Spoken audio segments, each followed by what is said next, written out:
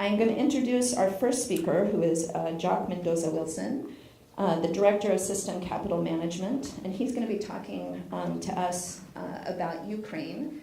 And just to let you know a little bit, the concept or the format today is going to be some very short kind of ignite talks, is the term that we use a lot, trying to ignite some thoughts that you might have. And then we're going to turn to the audience for some comments and questions.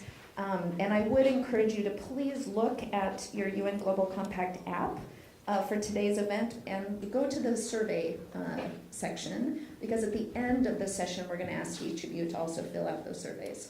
So with that, I'm going to turn it over to Jock. Thank you. Julia, thanks very much for the introduction.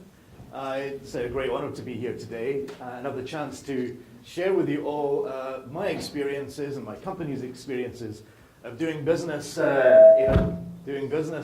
in a time of conflict. It needs a bit of context.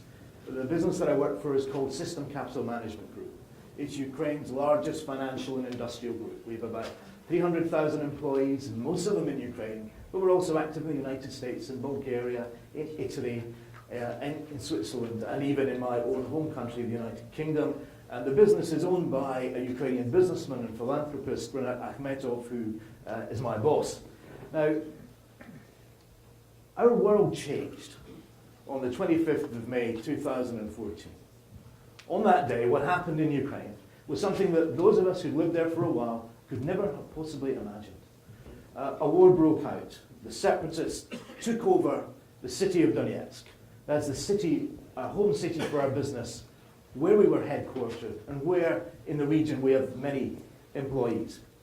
It was a day that was to be the beginning of the conflict and the crisis in Ukraine. A conflict which continues today and continues to impact on the lives of millions of Ukrainians. Just some of the headline figures. Today, the conflict today has cost 9,400 lives, 31,000 casualties. 21,000 of those casualties have been civilians. Right now, there are 3.1 million people in Ukraine who need assistance as a result of war. There are 1.8 million people who are internally displaced in the country, and an estimated 600,000 refugees who have fled the country to Russia or to other neighbours. It's the biggest crisis and largest conflict in Europe since the Balkans War. Now, Donetsk and Donbass, as well as being the home of Mr. Akhmetov and the home of our business, was also the base for many of my colleagues and many of our employees and our businesses. And before the conflict began, we had been one of the pioneers of corporate responsibility in Eastern Europe. We were one of the founding members of the Global Compact in Ukraine, and actually I still chair the Ukrainian network at present. We were investing in people, investing in cities, investing in communities, trying to do business the right way. And Mr. Akhmetov also had set up a philanthropic foundation. Now, after the conflict in Donbass, things changed. The Rinat Akhmetov Foundation immediately had an avalanche of calls from people who were experiencing moments of crisis. Their homes had been bombed. They'd been injured. They had no access to fresh water. They had no food. They had no money. We were in crisis. And what we did, and what was needed at the time, was urgent humanitarian action to relieve their immediate needs. They needed food, they needed shelter, they needed medical assistance, and in many cases, they needed to leave the conflict zone in order to protect their lives and their families. And we helped at that point. One of our first actions was to help 50,000 people leave the conflict zone in order to protect their lives. What we did, and I think this is the learning point here, is we pulled together all of our resources, the resources of our foundation, the resources of all of the businesses in the group, and also we have a football team. For anyone who's a big football fan, my boss owns Shakhtar Donetsk, a very famous European football team.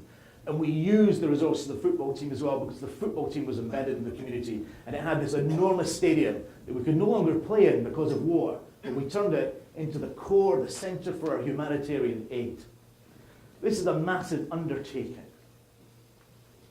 What we have done is really take the efficiency and transparency and professionalism of business and the resources of business and engage it in a humanitarian effort. It is a massive operation. We deliver, or have delivered so far, 200 aid convoys have gone into Donbass, into the area under conflict. Each convoy has 20 heavy trucks. It carries 400 tons of humanitarian aid. So far, we've provided 94,000 tons of humanitarian aid into the conflict zone and into the part of the area which is still controlled by the Ukrainian government. We've been able, through doing this, to deliver 8.4 million food packages to people who needed support. That's aid to over 1 million citizens in need at a time they needed it most. Now, we couldn't do this on our own. We have 1,700 local volunteers, NGOs, local communities who are helping us get this aid out, to distribute it to citizens, to get it into the hands of those who need it most. Partnership is also important on a larger scale. We work with the UN system. We work with World Food Programme. We work with other international INGOs like the International Red Cross and people in need to help get aid out.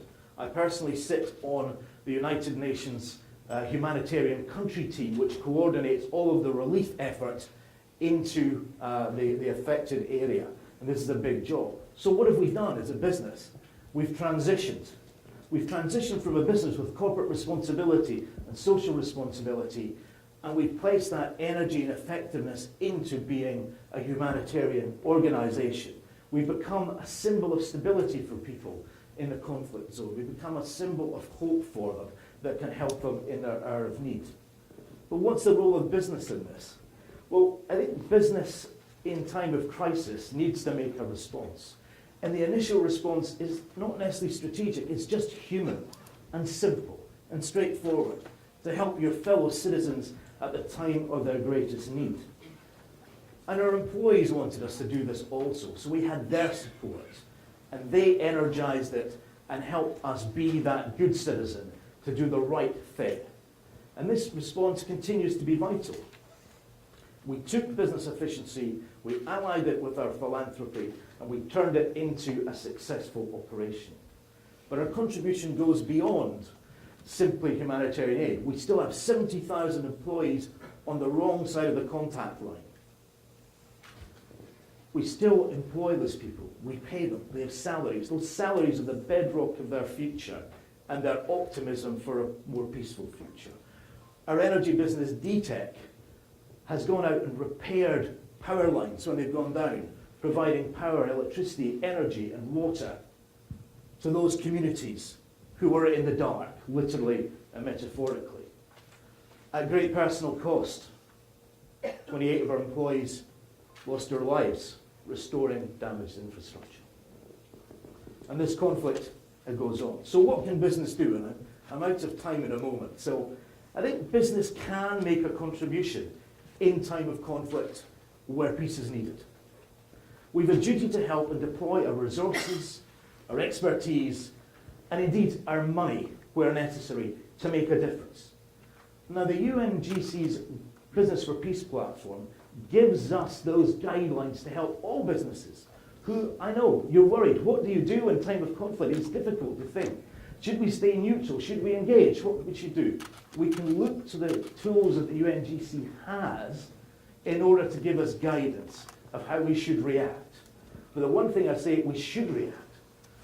Because while the human cost of violence is enormous, the cost of disruption from violence to business is also enormous. 13.4% of global GDP is lost because of war and conflict. 50,000 people are refugees or are internally displaced people. That's value and people who could be creating wealth and opportunity and improved living standards in the world. So as business people, we have a duty to look at how we can help solve those conflicts and return that wealth into positive use. Business, even in times of conflict, has a vital role to play in generating stability, peace, opportunity, and hope. And I think by participating in the UN's Business for Peace program, we can make that contribution and help attack, solve, reduce those bad numbers, and implement the Strategic Development Goal 16. Thanks.